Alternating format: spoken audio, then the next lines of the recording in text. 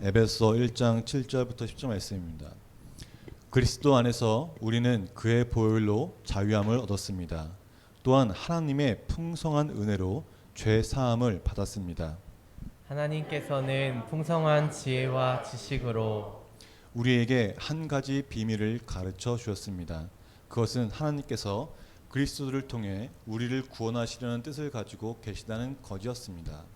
때가 되면 하나님은 그 계획을 분명히 이루실 것입니다.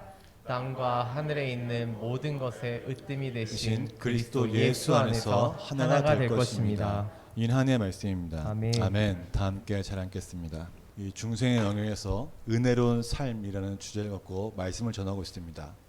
오늘 말씀 제목은 넘치게 주시는 주님이라는 제목으로 은혜의 말씀을 전하고자 합니다. 예수님을 믿기로 결정하신 것, 또 예수님을 믿는 자이기 때문에 이곳에 오신 여러분들 정말 사랑을 축복합니다. 아멘. 무엇보다 우리는 예수님을 믿는다는 것은 정말 잘하신 결정이에요. 예수님을 믿는다는 그 결정은 우리의 인생에 있어 그 모든 선택 가운데 가장 최고로 잘하신 결정입니다. 아멘. 아멘이시죠. 예수님을 믿는 자에게 복이 있습니다. 예수님을 믿는 자에게 하나님은 넘치게 채우시는 은혜가 있습니다. 오늘 말씀을 통해서 하나님께 주시는 그 넘치는 복 받으시기를 주의 이름으로 축원합니다. 아멘. 네, 오늘 7절 보면은 7절 시작에 처음 어떻게 시작하나요? 그리스도 안에서라고 말씀을 시작합니다. 이 그리스도 안에서는 말은 그리스도를 믿는 자, 곧 예수 그리스도를 영접한 자들을 뜻하는 것입니다. 그 예수를 믿는 자들에게, 예수님을 영접한 자들에게 주어지는 특권에 대해서 오늘 말씀은 알려주고 있습니다. 말씀을 펴보면은 어떤 특권일까요? 바로 예수 그리스도께서 그 예수를 믿는 자에게 주어지는 그 보혈의 능력을 통해 자유함을 주시고 또 하나님의 풍성한 은혜로 죄 사함을 주셨습니다. 이것이 무엇이냐? 바로 하나님의 그 계획이고 우리를 구원하기 위한 하나님의 계획이라고 말합니다. 그 때가 이르면 어떻게 되나요? 때가 되면은 어떻게 돼요? 예수님의 안에서 하늘과 땅과 그 모든 것에 으뜸 되시는 예수님께서 그 예수 안에서 하나가 된다는 말씀입니다. 이 말씀 보면은 우리가 정말 교회를 다니는 모든 분들은 다 알고 있는 말씀이에요. 그죠? 너무나 당연스럽게 알고 있습니다. 또 예수님을 처음 영접하는 자들에게 전해주는 말씀이기도 합니다. 이 말씀 우리가 너무나 잘 알고 있는데 이 당연한 말씀 가운데 우리는 몇 가지를 좀 나누고자 합니다. 먼저는 바로 보혈과 죄 사함입니다. 예수님을 영접하는 자는 십자가에서 흘리신 그 예수님의 보혈로 인해 자유함을 얻게 된다고 말씀하고 있습니다. 무엇에 대한 자유일까요? 자, 대답하셔도 됩니다. 대답하셔도 돼요. 예수님께서 흘리신 그 보혈로 인해서 우리가 얻게 되는 자유는 다름이 아니라 바로 사단이 우리에게 심어준 그 죄의 씨앗으로부터, 사단의 권세로부터의 이 자유함입니다. 죄는 우리에게 죽음뿐만 아니라 불행을 가져다 주는 사단의 강력한 무기였습니다. 그게 바로 죄입니다. 하지만 하나님이 우리를 사랑하셨기 때문에 우리를 위하여, 우리를 구원하시기 위해서 하나님의 하나뿐인 아들 독생자 예수님을 이 땅에 보내셨습니다. 아멘. 우리를 위해 대신 죽으심으로 우리가 죄 사함을 받게 되었다는 것입니다. 이것이 바로 예수님이 십자가에서 죽으신 사건입니다. 그러나 우리 여기서 분명히 알아야 될 것은 예수님이 나를 위해 십자가에서 죽으시고 부활하신 것을 입으로 고백하는 것만으로 예수님의 그 보혈의 능력과 죄 사함에 받는 그 죄의 용서가 있는 그 은혜가 있는 것은 아니라는 것입니다. 단지 그것만 될까요? 그렇지 않다는 것이죠. 베드로가 말하기를, 베드로가 이르되 너희가 회개하여 각각 예수 그리스도의 이름으로 세례를 받고 또 죄 사함을 받으라. 그리하면 성령의 선물을 받으리라. 아멘. 이라고 말했습니다. 죄 사함 받기 전에, 세례 받기 전에 먼저 해야 할 것이 바로 회개라는 것입니다. 회개. 회개는 무엇입니까? 내가 죄인이라는 고백입니다. 내가 죄인인 것을 내가 알고 주님 정말 제가 죄인이었군요 라고 고백하는 것입니다. 그렇다면 뭐가 죄입니까? 왜 우리는 안 믿는 자들 보고 당신은 죄인이라고 말합니까? 이상하지 않나요? 생각해본 적 없으십니까? 왜 우리 예수님 믿기 전에 저는 죄인을 고백할까요? 지금까지 내가 지은 죄일까요? 사회적으로, 도덕적으로, 윤리적으로 지은 죄를 고백한 것이 바로 회개일까요? 그렇지 않다는 것이에요. 이 죄는 아담과 하와를 통해 인류에게 심어진 그 죄가 들어왔습니다. 죄의 씨앗이 시작됐다는 것이에요. 그 씨앗이 무엇입니까? 하나님과 멀어지게 만든 것이에요. 이 죄로 인해서 우리는 하나님과 관계가 끊어지고 그 결과로 행복을 잃어버리고 죽음과 불행의 상태가 되었습니다. 이렇게 들어온 죄가 우리 안에서 깊숙이 들어와서 하나님과 더욱 멀어지게 하고 하나님을 찾지 않고서도 살 수 있다는 그 생각을 심었다는 것이에요. 그게 바로 죄라는 것입니다.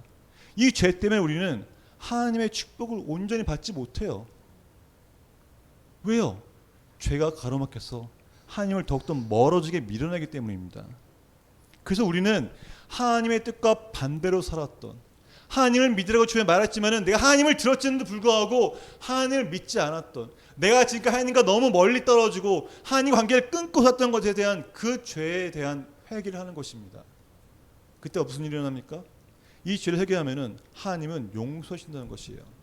그 순간 이 십자가에서 흘리신 예수님의 보혈로 인해 우리는 자유를 얻게 되는 것입니다. 어떤 자유입니까? 아담 이후에 주어진 그 모든 저주는 우리와 상관이 없다는 것이에요. 그래서 자유함을 얻는 것입니다. 더 이상 우리를 사단이 지배할 수도 없고 더 이상 영향을 줄 수도 없다는 것입니다. 왜요? 예수님의 보혈로 우리는 자유함을 얻었기 때문이라는 것입니다. 그래서 우리는 선포하잖아요. 그리스도의 보혈로 우리에게 내려오는 그 모든 저주가 끊어질지어다라고 선포하는 이유가 바로 여기에 있습니다. 예수님의 보혈만이 우리를 죄에서 자유케 합니다. 사단의 그 죄의 씨앗부터 우리를 자유케 한다는 것입니다. 그러나 정말 재밌는 것은 여기 또 다 함께 나와요. 뭐냐? 보혈로 분명히 예수님이 우리는 자유케 되었습니다. 그죠? 예수님의 보혈을 영접하고 예수님을 영접하고 고백하고 나는 결단하고 예수님이 제대로 살겠다고 난 하나님의 자녀라고 선포하고 나아갑니다. 그런데 우리를 저주의 늪으로 빠뜨리기 위해서 시시탄탄 시간마다 보는 사람이 있어요. 누구예요? 사단이에요. 그 사단은 우리를 넘어뜨리길 원합니다. 우리가 저주의 늪에 빠지기를 원합니다. 우리를 괴롭혀요. 어떻게 괴롭힐까요? 또 죄로 괴롭힙니다. 죄로.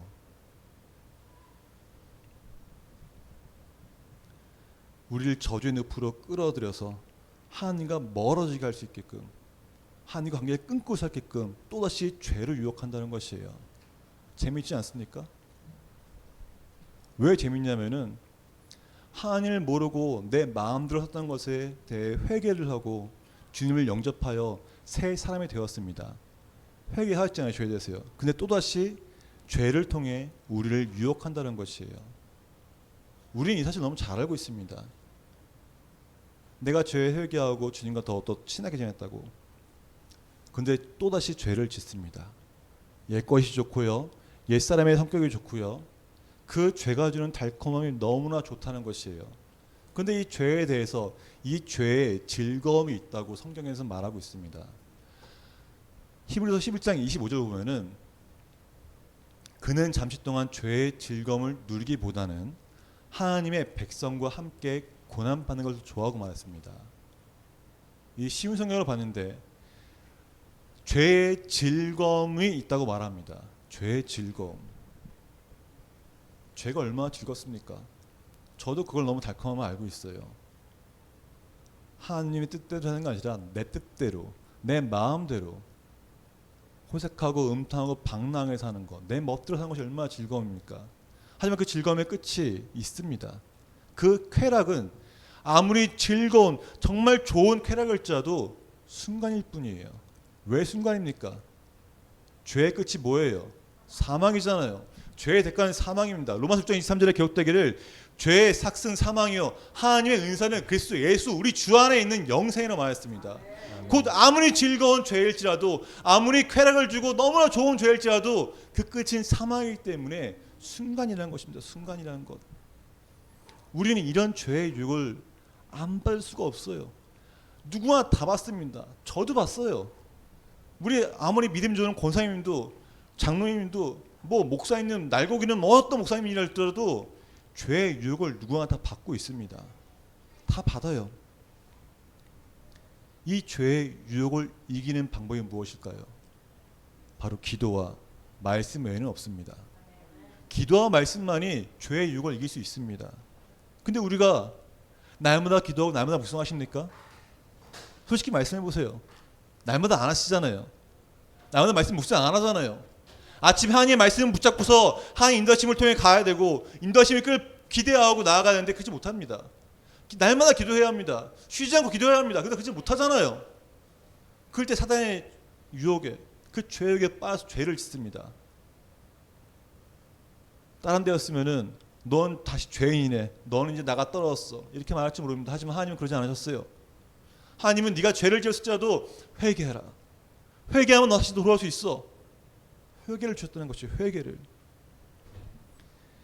죄의 유혹에서 죄를 지었어도 다시 하나님께 돌아올 수 있도록 우리에게 주신 그 강력한 도구가 바로 회개입니다.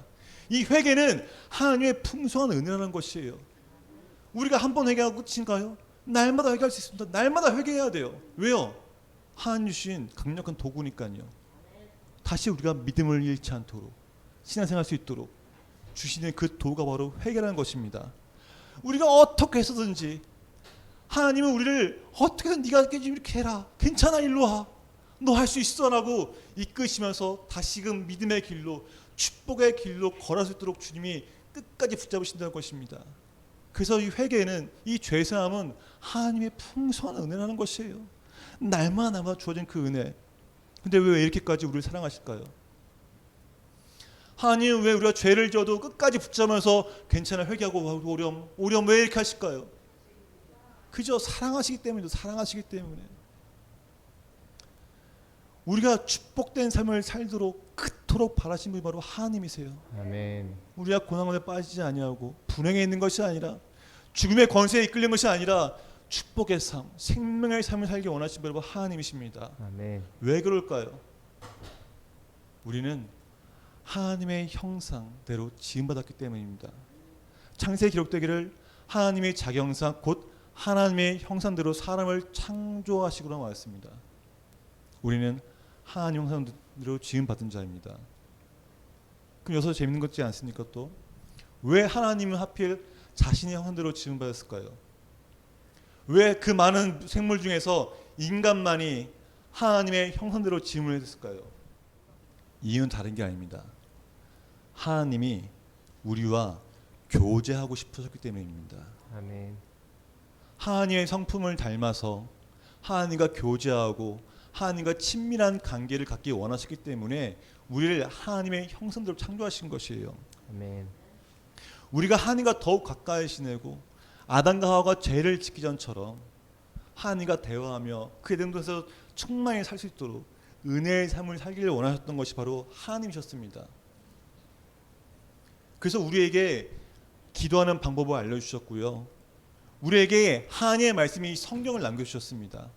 우리가 기도와 말씀을 통해 하나님과 끊임없이 교제할 수 있도록 죄에 빠져 사는 것이 아니라 하나님과 친밀하게 지낼 수 있도록 남겨주신 것들이 바로 기도와 말씀이라는 것이에요. 그렇기 때문에 우리는 하나님과 친밀하게 지낼 때 기도하며 말씀 가운데 있을 때 죄의 유혹을 이길 수 있는 것입니다. 네. 왜요? 하나님 우리를 잘 되길 원하시기 때문에. 아멘. 요한 3서 1장 2절에 기록되기를 함께 봉독하겠습니다. 사랑하는 자여 내 영혼이 잘된 같이 내가 범사에 잘되고 강건하기를 내가 간구하노라. 아멘. 여기서 사랑하는 자여라고 말할 때는 이 대상은 하나님의 사랑을 받아들인 자입니다. 하나님의 사랑이 뭐예요? 우리를 위해 예수님을 보내시고 예수님이 우리를 위해 대신 죽으시고 부활하신 것을 믿는 것이 바로 하나님의 사랑입니다. 아멘. 왜요? 우리를 사랑하시잖아요. 죄에서 구하시는 그 분이시잖아요. 그래서 이 사랑하는 자라는 것은 하나님의 사랑을 받아들인 예수 그리스도를 영접한 자를 말한 겁니다. 그래서 우리가 범사에 잘되고 또 강건하기 위해서 하나님의 사랑을 받아들여야 되는 것이에요. 이것이 바로 예수님을 영접하는 것입니다. 이 풍성함은 이 영접함을 통해서 나오는 것은 회개한 자에게만 나온 거예요. 다시 말해보겠습니다.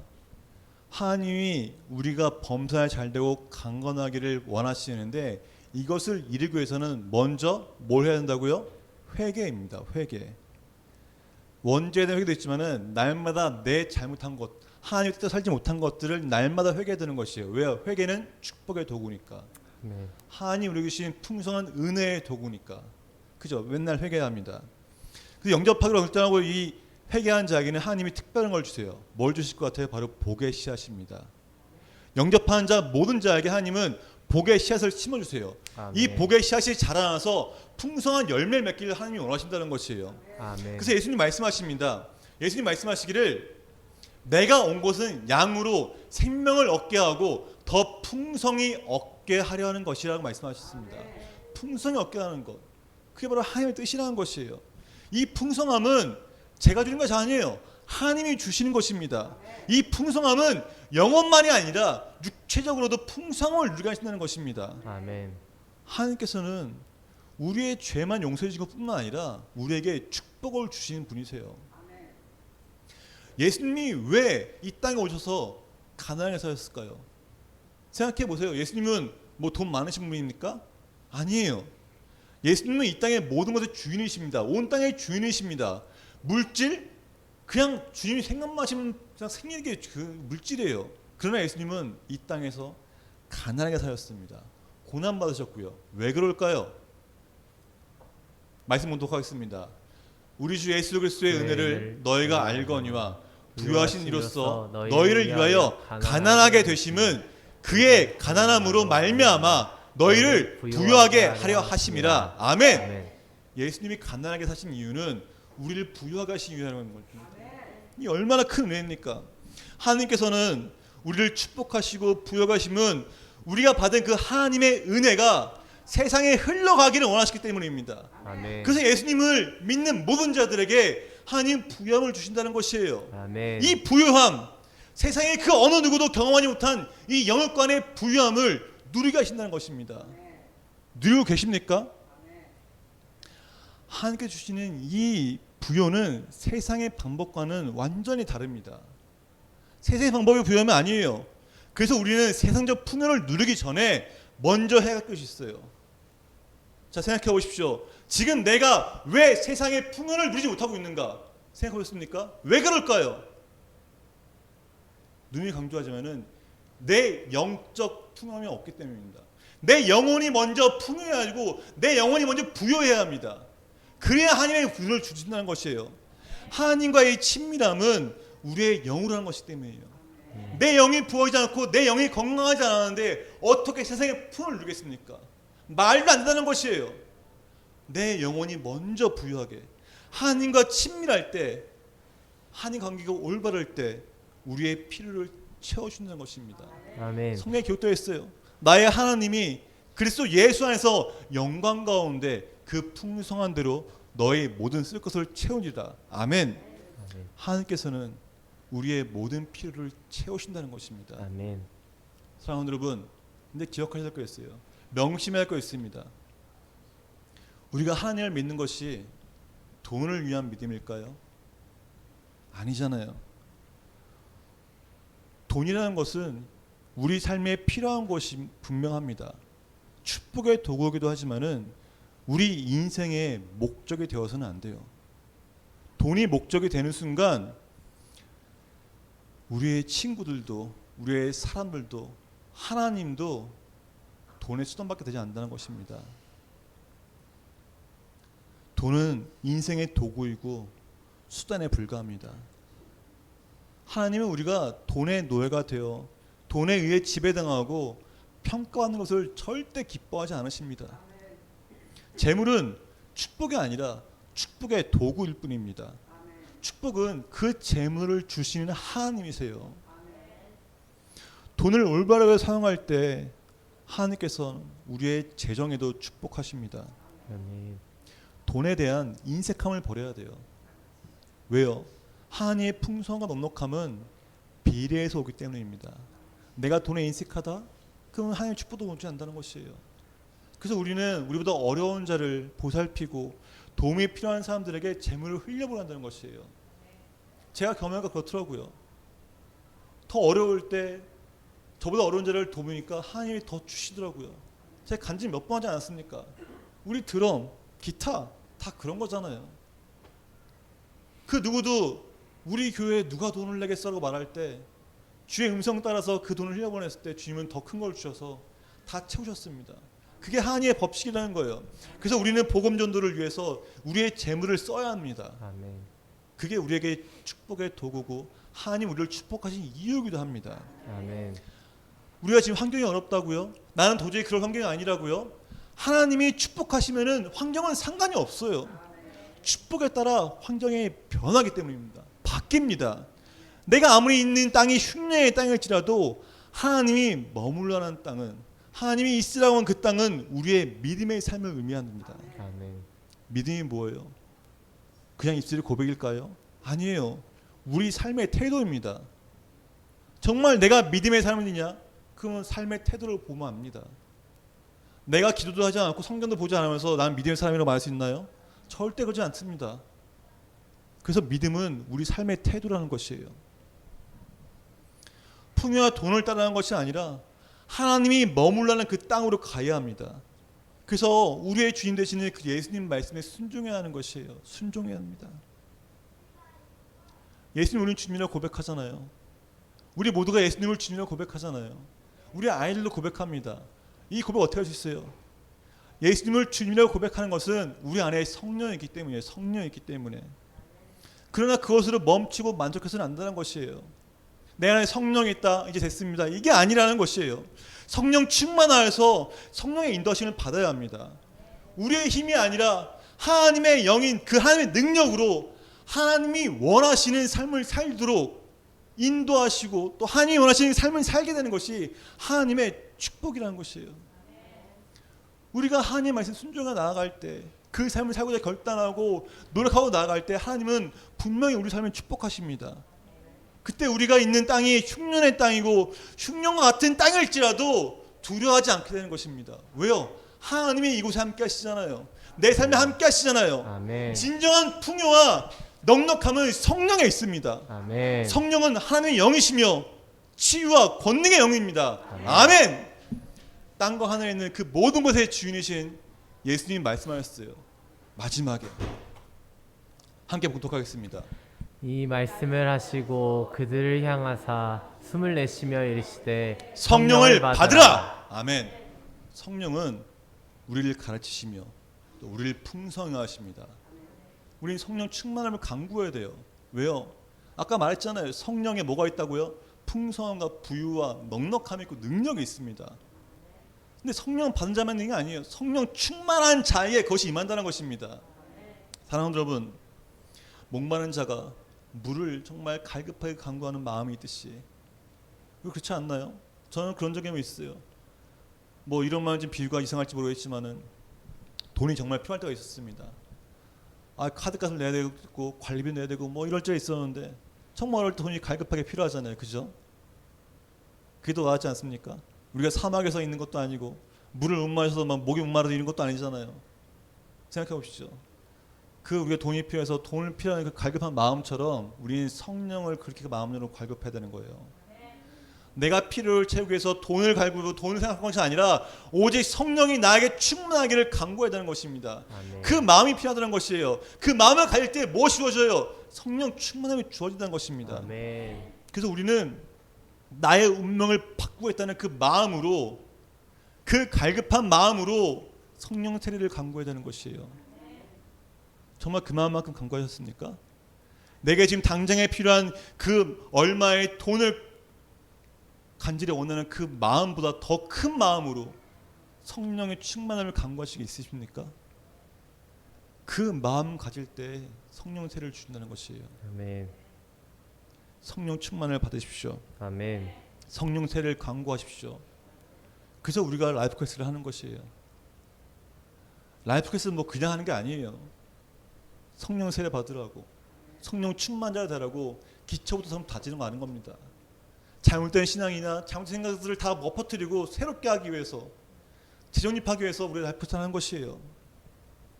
라이프 퀘스트는 우리 교회의 기초가 됩니다. 우리 신앙의 기초가 되는 것이 바로 라이프 퀘스트예요. 엔카운터에서 하나님을 만나십시오. 성령 충만을 구하십시오. 사랑하는 여러분, 우리가 어떤 삶을 살기 원하십니까? 어떤 삶을 살기 원하세요? 전 당당히 말할 수 있습니다. 부유하고 풍요롭고 완벽한 삶을 살고 싶나 말합니다. 그러면 어떻게 돼요? 성령 충만해야 한다고요. 아멘. 주님을 믿기로 결단하였다면은, 내가 주님을 믿겠다고 결단하고 고백했다면은 그저 그런 삶을 사는 것이 아니라 정말 주님이 주시는 그 넘치는 은혜를 경험하고 싶지 않으십니까? 넘치게 주시는 그 주님의 은혜로 우리는 세상을 밝히고 내 주변 사람들에게 영향을 미치고 내 삶의 태도를 변화시켜서 그 내 주변 사람들이 나를 보고서 하나님을 더더 바라보게 하고 하나님의 은혜를 전하게 하신다는 거예요. 왜요? 우리는 축복의 삶을 살고 있으니까요. 그렇게 살도록 성령님이 도우시고 함께 하신다는 것입니다. 아멘. 넘치는 풍요와 넉넉함은 성령에 있음을 잊지 마시길 바랍니다. 아멘. 성령 충만함을 강구합시다. 성령 충만함을 강구하고 갈급해하고 성령 충만하게 하려고 붙잡으십시오. 우리 시간 함께 찬양하면서 정말 성령이여 내 영혼을 충만하게 하고 나를 충만케 해달라고, 성령 충만케 해달라고 우리 함께 고백하며 찬양하겠습니다.